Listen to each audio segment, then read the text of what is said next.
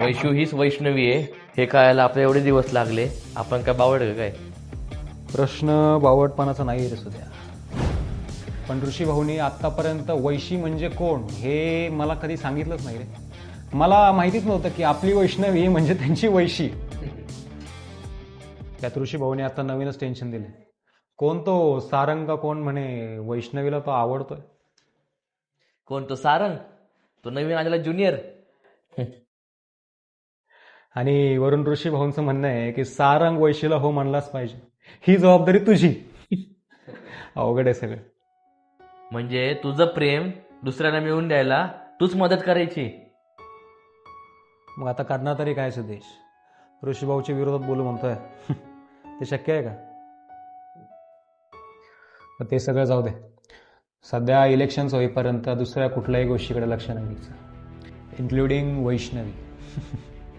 सध्या महत्त्वाचा मुद्दा म्हणजे इलेक्शन्स व्यतिरिक्त बाकी कुठल्याच गोष्टीकडे सध्या तरी दुर्लक्ष करायचं. काय तहसीलदारी झाली रे.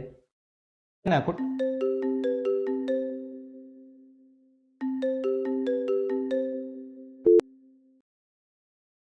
हॅलो. अरे हाय रज. कमिटीच्या इलेक्शनची तारीख डिक्लेअर झाली. काय सांगतो? हो, आत्ताच खबर मिळाली. खबर पक्की आहे का? अबे काय झालं तुला? बिबट्या आला तुझ्या माग? अरे इलेक्शनची डेट आली बाबा. हॅलो. झालं ना कन्फर्म? बरं ऐका ना, यावेळेस इलेक्शन ना वेगळे. मी तुला जे सांगतोय ते फक्त नीट आहे. हॅलो. यावं का आत? हॅलो. ठेव, नंतर कॉल. महत्वाची गोष्ट. अरे ऋषीदादा या ना. अहो ऋषी भाऊ तुम्ही कुठं विचारताय? तुमचंच आहे सगळं. या बसूया तिकडे निवांत. चला.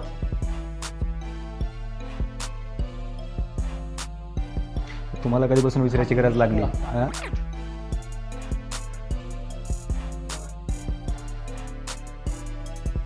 या.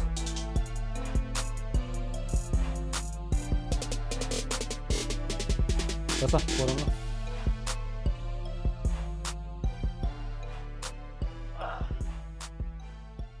एवढं असं अचानक येणं केलं? बोला ना. कानावर आलंच असेल इलेक्शनची डेट आली म्हणून. हो, आत्ताच कळलं.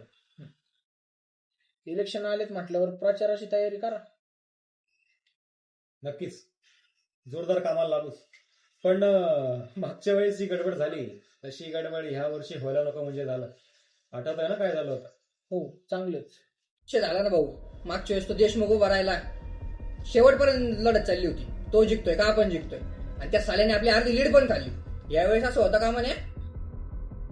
अहो त्या देशमुखच्या माग आपले पास आउट झालेल्या सिनियर्सचा हात होता म्हणून एवढा मास करत होता. आता पाहिलं ना सिनियर्स गेल्यानंतर कसा सगळ्यांच्या मागे शिपूट घालून हिंडतोय ते. पण ह्या वेळेस इलेक्शन साठी एक नवीन देशमुख तयार झालाय. नवीन देशमुख कोण? अरे खबर माहित पडली का? या टायमिंगला तो सारंगी अपक्ष उभा राहिलाय. कोण? ते बांडगुळ. हा ना, ते बांडगुळ. पण हा सारंग नक्की कोणाच्या जीवावर उभा राहिला इलेक्शनला? ते काही नक्की माहिती नाही, पण एवढं तर खरं आहे की कोणतरी आपल्याच मोठ्यातल्या त्याला साथी झाली.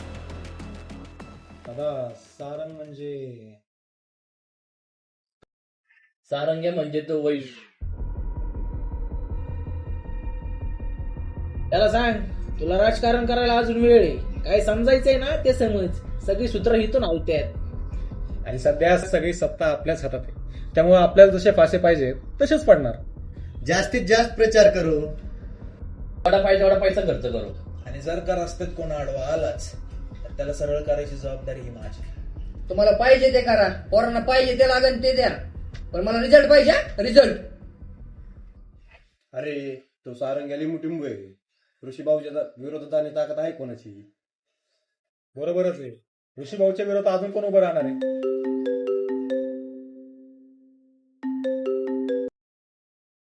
सगळं खरे, पण मी काय म्हणतो,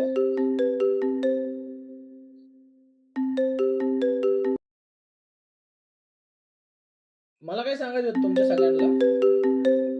अरे म्हणतो ना, तुला जे सांगतोय ते फक्त नीट आहे. ही खूप महत्वाची गोष्ट आहे. काय बोलतो युवराज? हे शक्य नाही. नाही, हे बघ युवराज, मला हे करणं शक्य होणार नाही. हो. ठीक आहे, मला थोडा वेळ हवा आहे, विचार करेन मी.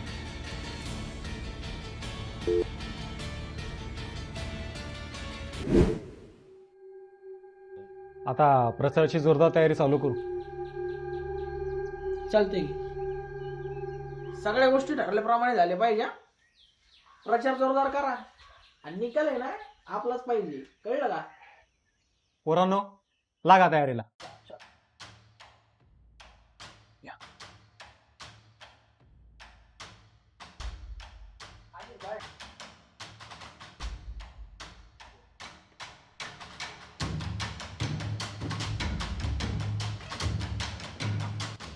काळजी नका करू, निकाल आपल्याच बाजूने लागला. चला. चल चला.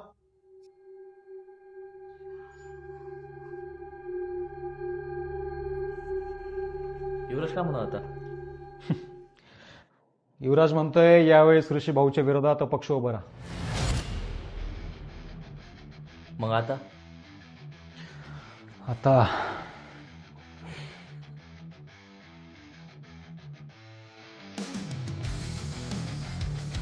कोणा म्हणणार?